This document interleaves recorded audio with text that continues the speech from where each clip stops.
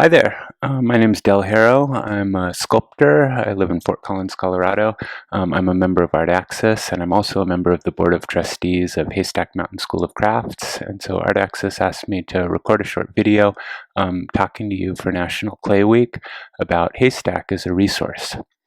Um, so Haystack is a school of crafts. It's located way up in the northeast corner of the United States in a place called Deer Isle, Maine.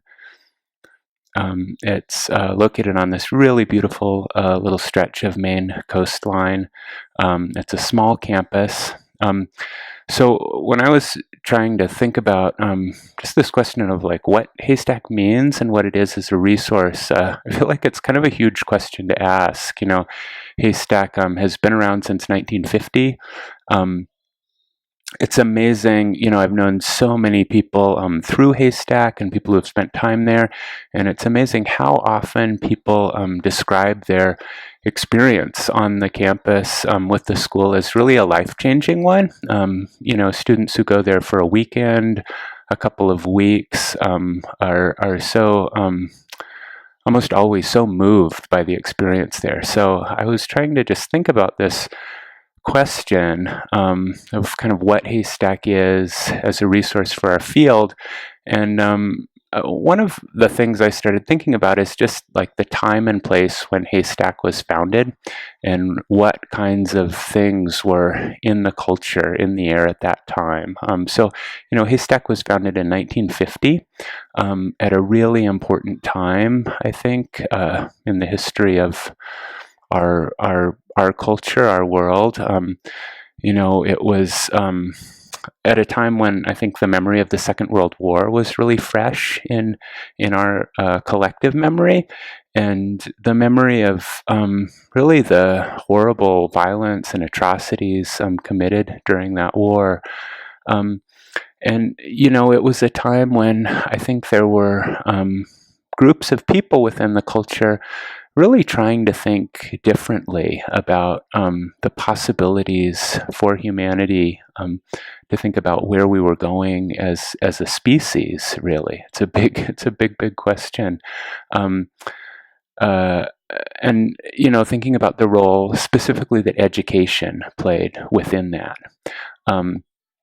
So when Haystack was founded, the thinking of philosophers like John Dewey, the American philosopher and social reformer, was incredibly important. And John Dewey was an advocate of the idea of experiential education. So the idea that education wasn't just about rules and concepts kind of being transmitted in a hierarchical way, but instead that education ideally should really be about creating a space of experience for students. And what that should include is experiences hands-on with materials, making things. And Dewey's thinking was that education of this kind was a fundamental component of democracy, and a fundamental component of teaching, people, members of society, not just about skills and techniques, but how to be ethical members of society. So I think there's something about Haystack that is really deeply about that kind of vision, those visions of how education can create a more just society. When I think about Haystack, I think about it a lot in relation to, schools like Black Mountain College. Black Mountain College was founded a little bit earlier in 1933.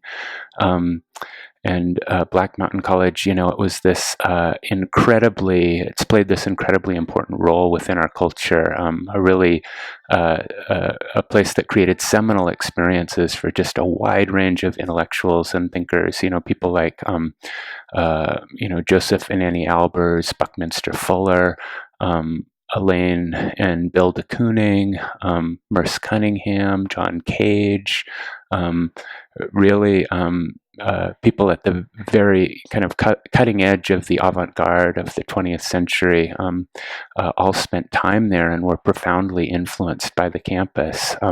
So I think of Haystack as, in a historical sense, as akin to that kind of a place. It's like Black Mountain College, but unlike Black Mountain College, Haystack still exists.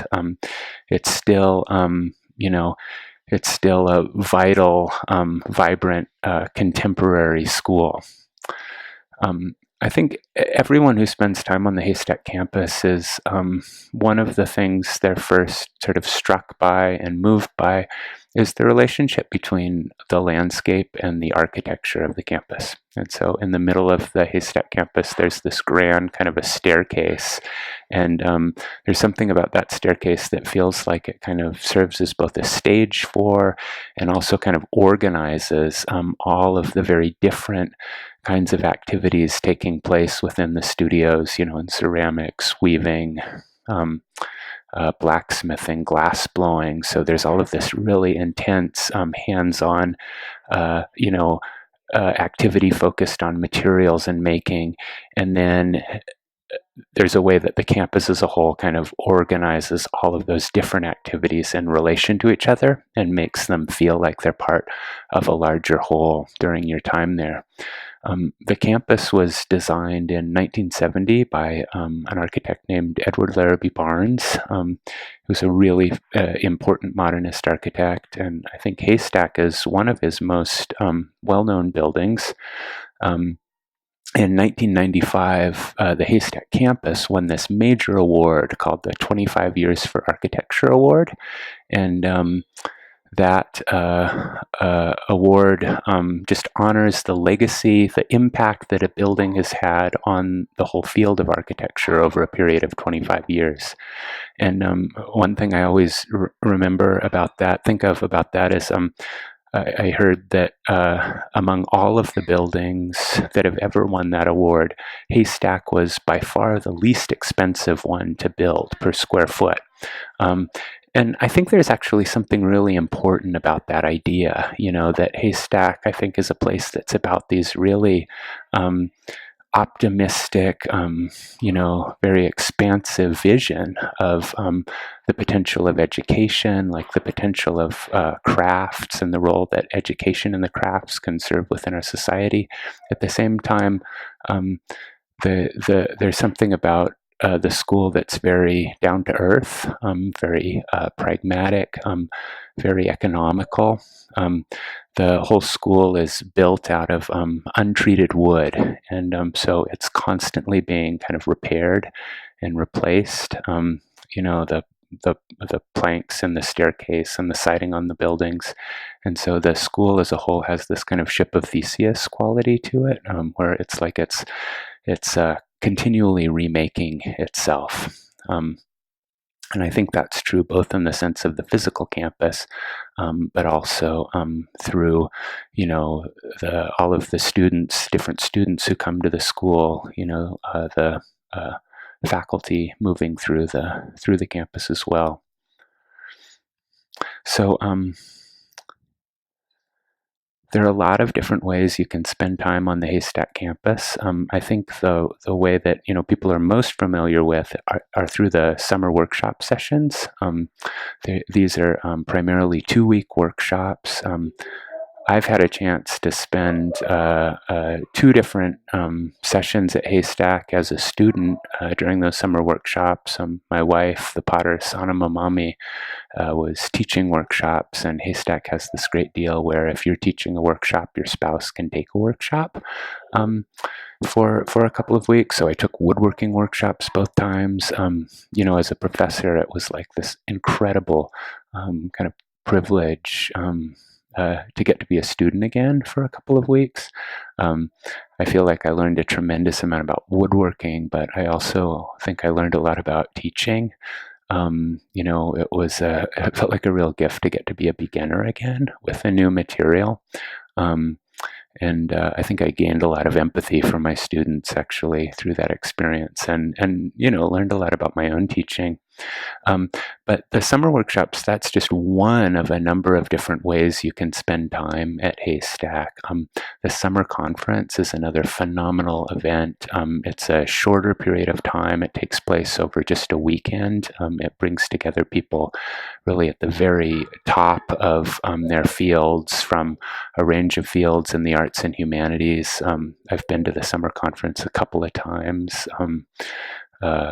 You know, one time Robert Krowich from Radiolab was also presenting there, and it was so cool as a fan of that show to get to actually sit down and have lunch with him and spend time with him. The summer conferences involve a range of different programming.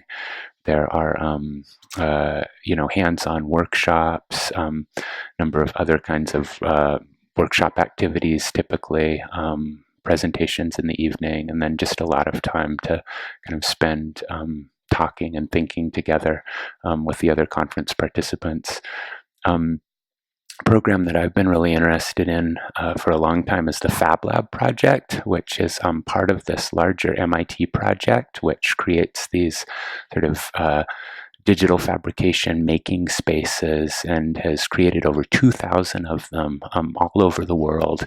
And the idea is that these laboratory spaces serve as a hub for education and empowering local communities to get involved with making tools and equipment and really making their own built environment. For a long time, actually, graduate students from MIT would staff the Fab Lab at Haystack during the summer, and it was so cool to get to hang out with those students engaged in just really cutting edge research and incredibly smart people. They always contributed a lot to the culture of the summer. And then one last thing I just wanted to point out. I think along the lines of kind of what I was thinking about earlier. The idea of the way. I was thinking a lot about the way in which Haystack kind of, exists as a kind of as a sort of a hub, like a place in which people come together to think really deeply about our culture at any moment, at this moment. I think one of the things I've really been struck by and moved by in my time working on the board of trustees at Haystack is the real incredibly sincere commitment to engaging in issues of diversity, equity, and inclusion on the campus. And in many ways, this has really been led by the Haystack's director, Paul Sakaridis.